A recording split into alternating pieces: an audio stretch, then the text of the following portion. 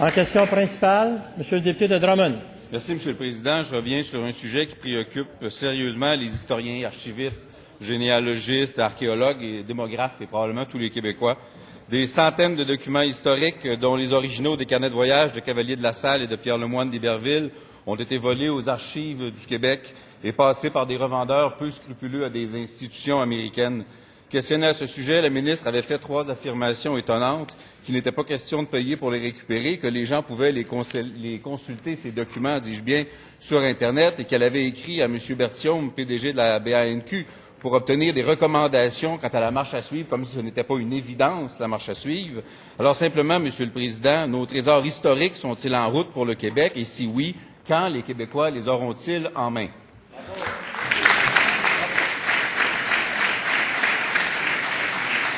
Madame la ministre de la Culture et des Communications.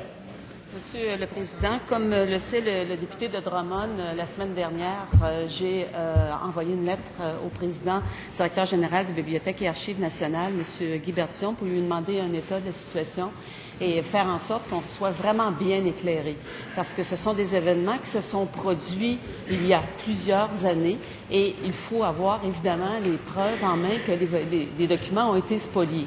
Est-ce que ces documents-là étaient effectivement aux archives aussi, au moment où les archives ont été créées? Alors, il y a tout ça aussi. Il faut faire de la recherche à ce sujet, Monsieur le Président. Alors, la Bibliothèque et Archives nationales travaille sur ce dossier et lorsque j'aurai les recommandations de M. Berthiaume, il me fera plaisir d'en faire part à mon collègue.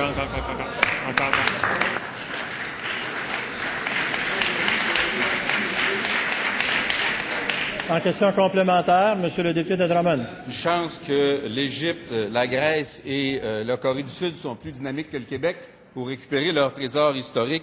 Ça me semble, pour ma part, évident. Il y a une étape qui me semble assez facile à franchir.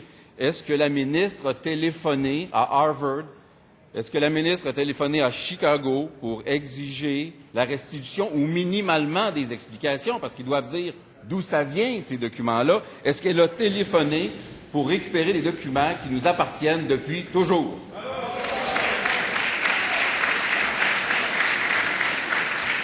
Madame la ministre de la Culture et des Communications. Monsieur le Président, c'est vrai qu'un peu partout dans le monde, il y a des discussions concernant des documents ou des objets qui ont appartenu à des pays qui ont déménagé à certaines époques. Aux dernières nouvelles, la frise du Parthénon est toujours au British Museum. Alors, la solution n'a pas encore été trouvée de ce côté-là. Donc, Monsieur le Président, ce qu'il faut avoir, c'est... Si on me laisse répondre, ça me fait plaisir de répondre, Monsieur le Président. Toute la réponse. Alors, Oui, Madame la ministre.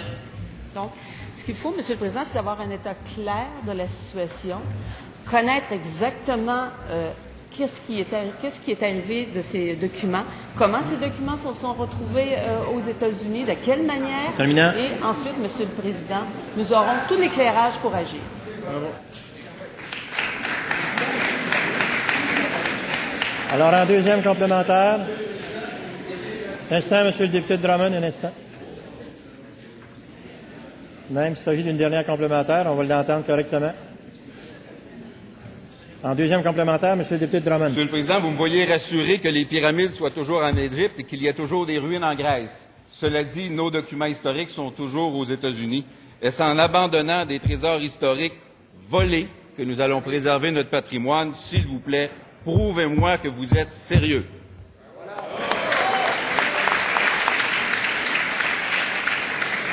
Madame la ministre de la Culture et des Communications. Monsieur le Président, aux Archives nationales, il y a un système présentement qui est en place, qui est très sécuritaire et je peux vous dire que les gens aux Archives nationales travaillent très fort pour que la sécurité des documents soit là. Il y a des mesures importantes qui ont été prises et ces événements-là remontent à plusieurs années, donc il faut vraiment refaire le fil de l'histoire, Monsieur le Président.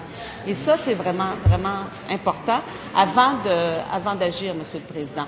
C'est clair que j'aurai les recommandations du directeur général de Bibliothèque et Archives nationales et au moment où j'aurai les recommandations, nous serons en mesure d'avoir tout l'éclairage. Je continue à lui dire que partout dans le monde, il y a des choses qui se sont produites et il y a eu des restitutions qui ont été faites et ça prend des discussions, ça prend des négociations.